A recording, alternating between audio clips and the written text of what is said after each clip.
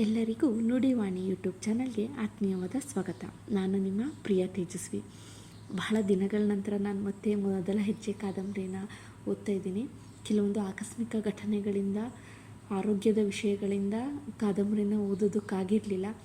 ಅದಕ್ಕೆ ಕ್ಷಮೆ ಕೇಳ್ತಾ, ಆದಷ್ಟು ನನ್ನ ಯೂಟ್ಯೂಬ್ ಚಾನಲ್ ಕತೆಗಳನ್ನ ಕೇಳ್ತಾ ಇರೋರು ಕೇಳಿದ್ದೊಂದೇ ಮತ್ತು ಯಾಕೆ ನಿಲ್ಲಿಸ್ದೆ, ತುಂಬ ಚೆನ್ನಾಗಿ ಬರ್ತಾಯಿತ್ತು, ಮುಂದೇನಾಗುತ್ತೆ, ಇದೆಲ್ಲ ಕೇಳಿದಾಗ ಅಯ್ಯೋ ನಾನೆಲ್ಲೋ ತಪ್ಪು ಮಾಡೋದೇನೋ ಅನಿಸೋದಕ್ಕೆ ಶುರುವಾಗಿತ್ತು. ಮತ್ತು ನಾನು ಆ ಕತೆಗಳನ್ನ ಮುಂದುವರಿಸ್ತಾ ಇದ್ದೀನಿ.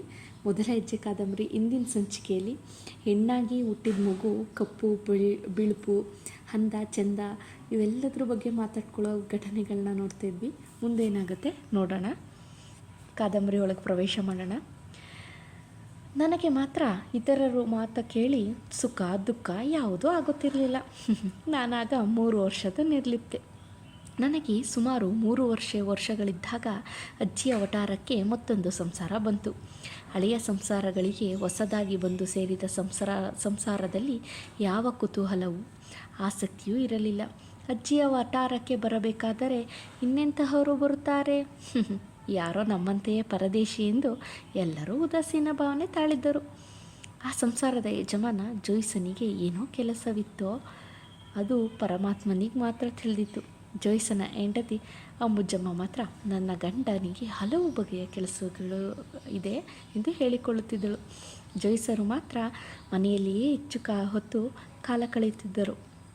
ಮಂಜುಳಾ ಆಗಾಗ್ಗೆ ಕೀಟಲೆಗಾಗಿ, ಅಂಬುಜಮ್ಮ, ಯಜಮಾನರು ಮನೆಯಲ್ಲಿರುವ ಹಾಗಿದೆ, ಎಲ್ಲೂ ಕೆಲಸಕ್ಕೆ ಹೋಗ್ಲಿಲ್ವೇ ಎಂದು ಒಂದು ಬಾರಿ ಕೇಳಿದಾಗ ಆಕೆ, ಅವರು ಮನೆಯಲ್ಲಿ ಕೆಲಸ ಮಾಡ್ತಾರೆ ಕಣ್ರಿ, ವಿಜಯ ಪ್ರೊಡಕ್ಷನ್ ಇದೆಯಲ್ಲ ಅಲ್ಲಿ ಚಿತ್ರ ತಯಾರಿಸುವುದು ದುರಾದೃಷ್ಟ ಕಥೆಯನ್ನು ನಮ್ಮ ಯಜಮಾನರೇ ಬರೀತಿರೋದು ಎಂದು.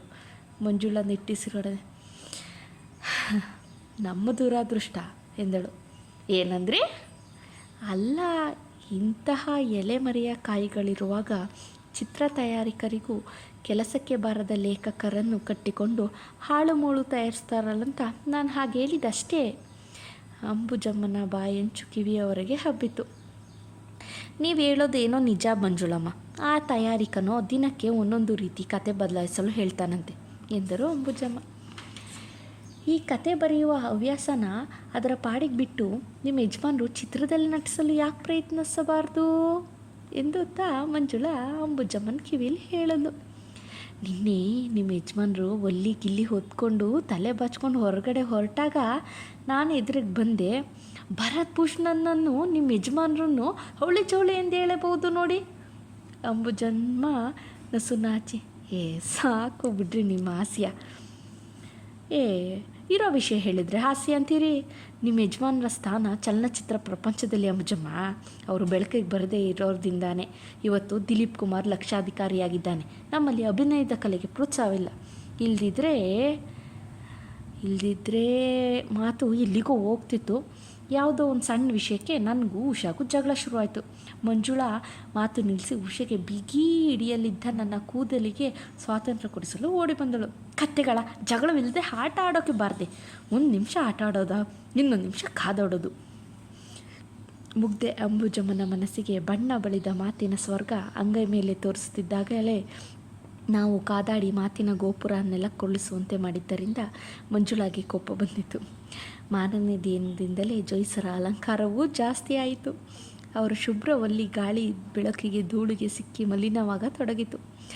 ಅದೊಂದು ದಿನ ನಾನು ಗುರು ಸುಬ್ಬಿಯ ಮುಂದೆ ಆಟವಾಡುತ್ತಿದ್ದಾಗ ಮಂಜುಳಾ ಸೆರಗಿನಿಂದ ಬಾಯಿ ಮುಚ್ಚಿಕೊಂಡು ನಸುನಗುತ್ತಾ ಜೋಯ್ಸರ ಮನೆಯಿಂದ ಈಚೆಗೆ ಬಂದಳು. ಅವಳನ್ನು ನೋಡಿ ಸುಬ್ಬಿ ಬಾಯ್ಲೆ ಎಂದಳು. ಮಂಜುಳಾ ಹತ್ತಿರ ಬಂದು ಬಿದ್ದು ನಕ್ಕಳು. ಯಾಕೆ? ಮತ್ತೆ ಅಂಬುಜಮ್ಮ ಅವರ ಯಜಮಾನರೊಂದು ಫೋಟೋ ತೋರಿಸಿದ್ರ, ಬೈಜು ಪಾವರಾಲಿ ಭರತ್ ಭೂಷಣ್ ಹಣೆಯ ಮೇಲೆ ಮುಂಗುರುಳನ್ನು ಕೆದರಿ ಕನಸಿನ ಕಣ್ಣುಗಳನ್ನು ಗಗನದತ್ತರಿಸಿ ಮತ್ತೆ ನಗುವಿನ ಬುಗ್ಗೆ ಉಕ್ಕಿತು ಅವಳ ತುಟಿಯ ಬಿರುಕಿನಿಂದ. ಮಾತು ಪೂರ್ಣಿ ನಗೆ ಅಮ್ಮ ಎಂದಳು ಸುಬ್ಬಿ. ಅದೇ ಭಂಗಿಲಿ ಜೋಯ್ಸರು ಫೋಟೋ ತೆಗೆಸ್ಕೊಂಡಿದ್ದಾರೆ. ಅದರ ಪ್ರತಿಗಳನ್ನು ಮುಂಬೈ ಮದ್ರಾಸಿನ ಸ್ಟುಡಿಯೋಗಳಿಗೆಲ್ಲ ಕಳಿಸ್ತಾರಂತೆ. ನೀನು ತುಂಬ ಕೆಟ್ಟವಳು ಕಣೆ ಮಂಜು. ಪಾಪ ಅವ್ರಿಗೆ ಇಲ್ಲದ ಬಣ್ಣದ ಮಾತು ಹೇಳಿ ಮೋಸ ಮಾಡ್ತಿದ್ದೀಯಾ?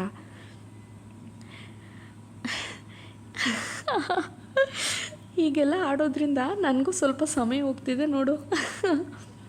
ಹ್ಞೂ, ಇನ್ನೇನು ಮಾಡ್ತೀಯ? ತಿಂದು ಕೊಬ್ಬು ಜಾಸ್ತಿ ಆಯಿತು ಅಂತ ಕಾರುತ್ತೆ. ಒಳಗಿರೋ ಚೈತನ್ಯ ಸುಮ್ಮನಿರೋಕ್ಕಾಗಲ್ಲ ಅಲ್ವಾ ನಿನಗೆ? ತಕ್ಷಣ ನಗೆಯ ಬುಗ್ಗೆ ಕಣ್ಣೀರಿನ ಕಡಲಾಯಿತು. ಜೋಯಿಸರು ನನ್ನ ಗಂಡನಿಗಿಂತ ಎಷ್ಟೋ ವಾಸಿ ಸುಬಿ. ಹೆಂಡ್ತಿನ ಬೇರೊಬ್ಬನ ಹತ್ರ ಹೋಗುವಂಥ ಹಿಂಸೆ ಮಾಡೋದಿಲ್ಲ, ಸ್ವತಃ ದುಡಿಯೋದಿಲ್ಲ. ಹೆಂಡ್ತಿ ದುಡಿದು ತಂದು ಹಾಕಿದ್ದನ್ನು ತೆಪ್ಪಗೆ ತಿಂದ್ಕೊಂಡು ಬಿದ್ದಿದ್ದಾರೆ. ಆದರೂ ಗಂಡ ಹೆಂಡ್ತಿ ಅನ್ಯಾಯವಾಗಿಲ್ವಾ?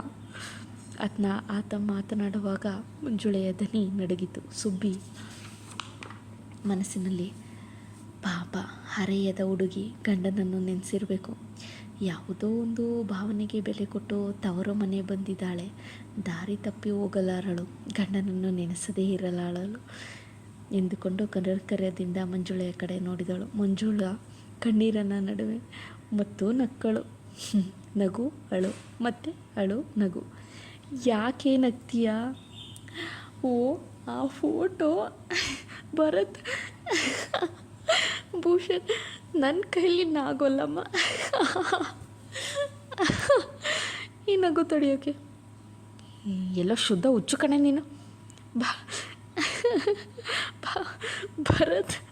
ಮಂಜುಳ ನಗುತ್ತಿದ್ದಂತೆಯೇ ಸುಬ್ಬಿ ರೇಗಿಕೊಂಡು ಎದ್ದು ಒಳಗೆ ಹೋಗಿದಳು. ನಾನು ಬೆರಗಾಗಿ ಮಂಜುಳೆಯ ನಗುವನ್ನು ನೋಡುತ್ತಾ ನಿಂತಿದ್ದೆ. ಅಂಬುಜಪ್ಪನ ಮಗ ವೇಣುಗೋಪಾಲ ನನಗಿಂತಲೂ 2 ವರ್ಷ ದೊಡ್ಡವನು. ನಾನು ಉಷಾ ಆಡುವಾಗ ಆಟ ಆಡುವ ಆಸೆಯಿಂದ ನಮ್ಮ ಬಳಿ ಬಂದು ನಿಲ್ಲುತ್ತಿದ್ದ. ಮೊದಲೆರಡು ದಿನ ನಾನು ಉಷಾ ಅವನ ಆಟಕ್ಕೆ ಕರೆಯಲಿಲ್ಲ. ನಾವನ್ನು ಕರೆಯೋದು ಅಷ್ಟೊಂದಿಷ್ಟ ಇದೆ, ತಾನಾಗೆ ಬರ್ತಾನೆ ಅನ್ನೋದು ನಮ್ಮ ಧೋರಣೆ. ಆದರೆ ನಮ್ಮ ಧೋರಣೆಗೆ ಬೇಗ ಸ್ನೇಹ ರೂಪಕ್ಕೆ ತಿರುಗಿತು. ಅದಕ್ಕೊಂದು ಕಾರಣ ಬೇರೆ ಇದೆ. ಒಂದು ಸಲ ನನ್ನ ಮರದ ಕುದುರೆ ನೀರಿನ ತೊಟ್ಟೆಯಲ್ಲಿ ಬಿದ್ದೋಯ್ತು. ನಾನು ಉಷಾ ದಿಕ್ಕು ಕಾಣದೆ ನಿಂತಿದ್ದಾಗ ವೇಣು ತೊಟ್ಟೆಯೊಳಗೆ ಇಳಿದು ಕುದುರೆಯನ್ನು ತೆಗೆದುಕೊಟ್ಟ. ನೀರಿನಿಂದ ಅವನ ಚೆಡ್ಡಿ ಬನೀನು ಒದ್ದೆಯಾಯಿತು. ಅಂದಿನಿಂದ ನಮ್ಮಿಬ್ಬರ ದೃಷ್ಟಿಯಲ್ಲಿ ವೇಣು ವೀರಾದಿ ವೀರ. ಅವನು ಕೂಡಲೇ ನಮ್ಮ ಆಟದ ಬಳಗದ ಸದಸ್ಯನಾದ. ನಾನು ಉಷಾ ರೈಲಿನಾಟ ಆಡುತ್ತಿದ್ದೆವು. ಒಬ್ಬರ ಬನೀನನ್ನು ಇನ್ನೊಬ್ಬರು ಇಟ್ಕೊಂಡು ರೈಲಿನಂತೆ ಜುಗು ಜುಗು ಜುಗು ಎಂದು ವಟಾರದ ಅಂಗಳವನ್ನೆಲ್ಲ ಸುತ್ತಾಡುತ್ತಿದ್ದೆವು. ಈ ದಿನ ರೈಲಿನಾಟವಾಡುವಾಗ ವೇಣುವೇ ಎಂಜಿನ್ನಾದ. ಅವನಂತೆ ಮನೋಹರವಾಗಿ ಸಿಳ್ಳೆ ಹಾಕಲು ನನಗಾಗಲಿ ಉಷೆಗಾಗಲಿ ಬರುತ್ತಿದ್ದಿಲ್ಲ. ವೇಣು ಒದ್ದೆ ಚಡ್ಡಿಯಲ್ಲಿಯೇ ಎಂಜಿನನ್ನು ಪಾತ್ರ ವಹಿಸಿದ್ದ. ನೋಡಿದ್ರ, ಇಲ್ಲಿ ಕತೆ ಈಗ ಮತ್ತಷ್ಟು ತಿರುವುಗಳನ್ನ ಪಡಿತಾ ಇದೆ. ಮೊದಲ ಹೆಜ್ಜೆ ಕಾದಂಬರಿ. ಇಲ್ಲಿ ಮತ್ತೊಂದು ಸಂಸಾರ ಬಂದಿದೆ. ಅವ್ರದ್ದೇನೋ ಆಸೆ ಕನಸುಗಳು.